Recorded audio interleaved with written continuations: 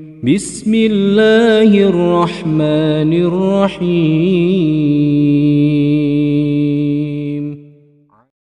Assalamualaikum warahmatullahi wabarakatuh. Alhamdulillah wassalatu wassalamu ala rasulillah, amma ba'du. Sahabat Mufid Ba'i yang dimuliakan Allah, semoga kita senantiasa mendapatkan keberkahan, kesehatan, rizki yang berlimpah, dan keselamatan dunia akhirat. Amin ya rabbal alamin. Ibadah merupakan bentuk manifestasi penghambaan manusia kepada Allah Subhanahu wa Ta'ala. Ibadah bukan hanya kegiatan atau ritual yang dilakukan tanpa makna. Ibadah juga termasuk bentuk rasa syukur manusia kepada Allah Subhanahu wa Ta'ala atas semua kebaikan dan berkah yang telah diberikan. Seperti dalam surat An-Nahl ayat 18, Allah berfirman, "Dan jika kamu menghitung-hitung nikmat Allah, niscaya kamu tak dapat menghitungnya karena saking banyaknya. Sesungguhnya Allah benar-benar Maha Penyayang."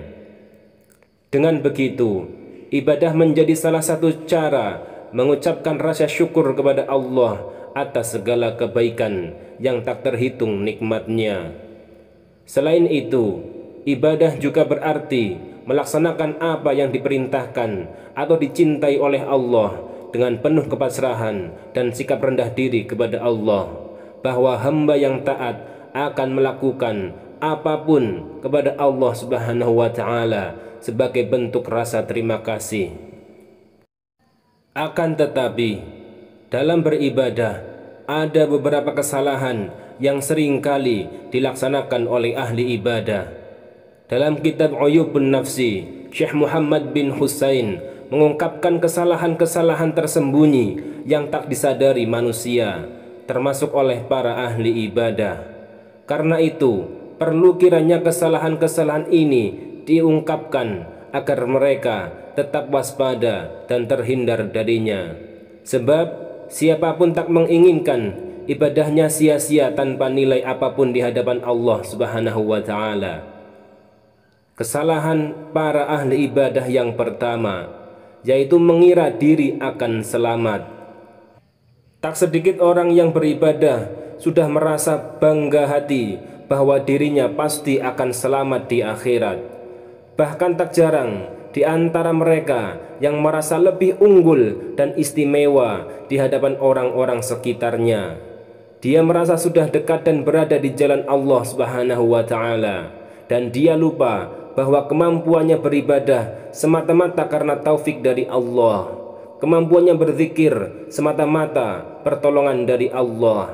Kemudahan lisannya untuk beristighfar semata-mata kemudahan dari Allah. Itu pun tidak tahu apakah amalannya diterima atau tidak. Pantas saja Sayyidah Rabi'ah Al-Adawiyah pernah berkata, "Istighfar kita yang lalu mesti dibacai istighfar lagi. Mungkin karena istighfar yang telah diucapkan belum disadari sebagai pertolongannya. Istighfar dulu hanya sebatas di lisannya, belum diikuti dengan kesungguhan mengubah dirinya." Oleh karena itu, para ahli ibadah mesti sadar bahwa setan senantiasa menggelincirkan siapa saja dan dari arah mana saja, sebagaimana ikrar iblis dalam Al-Quran. "Kemudian aku akan mendatangi mereka dari depan, dari belakang mereka, dari arah kanan, dan dari arah kiri mereka." Quran Surat Al-A'raf ayat 17. Padahal sebelum menghembuskan nafas terakhir membawa iman, siapapun tak sepantasnya merasa nyaman dan aman dari tipu daya setan.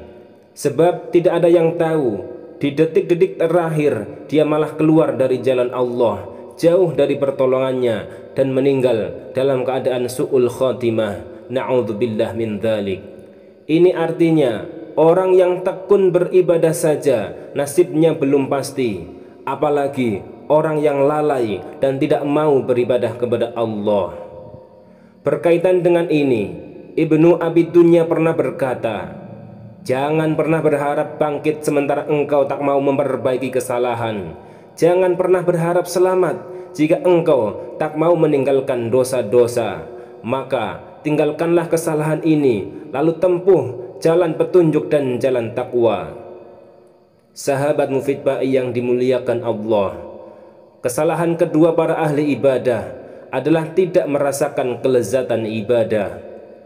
Hal ini disebabkan oleh kesalahan-kesalahan melihat ibadah sebagai suatu kewajiban, bukan sebagai kebutuhan. Ketaatan dibangun bukan atas kesadaran dan kepasrahan kepada zat yang memerintah ibadah. Kebaikan yang dijalankan masih banyak dipengaruhi oleh makhluk, bukan atas dasar ketulusan dan keikhlasan kepada Allah Subhanahu wa Ta'ala. Acap kali kebajikan dijalankannya hanya karena ingin dipandang saja, dipuji dan diperhatikan oleh makhluk lainnya, sehingga pantas saja ibadah yang dilakukan di belakang makhluk tak dirasakan kenikmatan dan kelezatannya. Saat tidak ada yang memuji, dirinya kecewa dan tak bersemangat. Bahkan bukan mustahil, setelah itu dia bosan dan tak lagi semangat beribadah. Oleh karena itu, Allah memerintahkan hambanya agar beribadah dengan tulus kepadanya, sebagaimana ayatnya dalam Quran surat Al-Bayyinah ayat 5. Wa ma umiru illa liya'budullaha mukhlishina lahuddina hunafa. Padahal mereka tidak disuruh kecuali supaya menyembah Allah dengan memurnikan ketaatan kepadanya dalam menjalankan agama yang lurus. Jalan keluarnya, teruslah berlindung kepada Allah. Jangan pernah berhenti berzikir mengingatnya. Jangan pernah luput membaca kitabnya. Jangan lupa meminta doa para wali dan kiai agar Allah Subhanahu wa Ta'ala membukakan jalan keikhlasan dan pintu kenikmatan beribadah kepadanya. Sadarkan hati bahwa makhluk tak kuasa apa-apa, baik mendatangkan manfaat maupun menolak madorot. Mengapa harus bergantung kepada makhluk dan mengapa harus beribadah karena mereka? Kesalahan ketiga para ahli ibadah yaitu masih ceroboh mengikuti bisikan hati atau khawatir. Biasanya merasa diri sudah tekun beribadah, seorang akan menganggap apa yang terbesit dalam hatinya adalah benar dan pantas diikuti. Memang benar, hati yang jernih kerap kali dihinggapi bisikan yang baik. Bisikan baik itu yang kemudian dikenal dengan ilham, firasat atau lammah. Sumbernya mungkin dari Allah ataupun malaikat. Namun tak selamanya bisikan yang masuk ke dalam hati berasal dari Allah dan malaikat. Terkadang banyak pula bisikan yang datangnya dari setan, nafsu atau berupa istidraj.